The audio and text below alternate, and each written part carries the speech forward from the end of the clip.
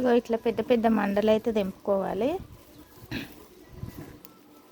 ఒక్కొక్క ఆకు గిల్లే దానికన్నా పెద్ద మండలు ఇరుస్తే మంచిగా ఇట్లా మళ్ళీ ఇగురు వస్తుంది.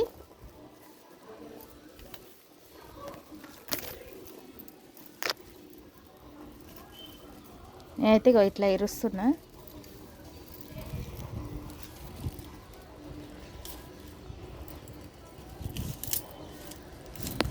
దీంతో ఇట్లా గిల్లు ఇట్లా పెద్ద పెద్ద మండలు ఇరుస్తే మళ్ళీ మంచిగా వస్తుంది.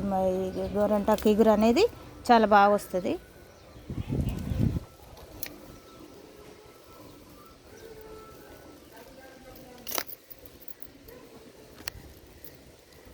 ఈ ఆషాఢ మాసంలో గోరంటాకు చాలా స్పెషల్.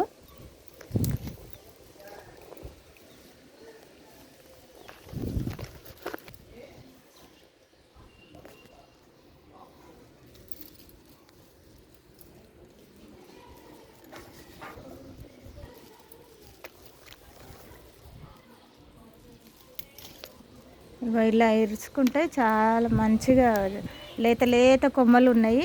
ఈ లేత కొమ్మలు అన్నీ ఇరిస్తే మంచిగా మళ్ళీ ఇగురు అనేది చాలా బాగా వస్తుంది.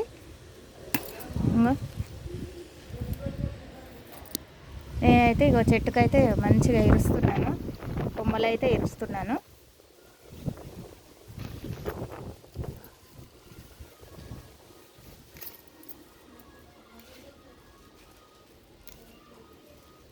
చూడండి ఫ్రెండ్స్.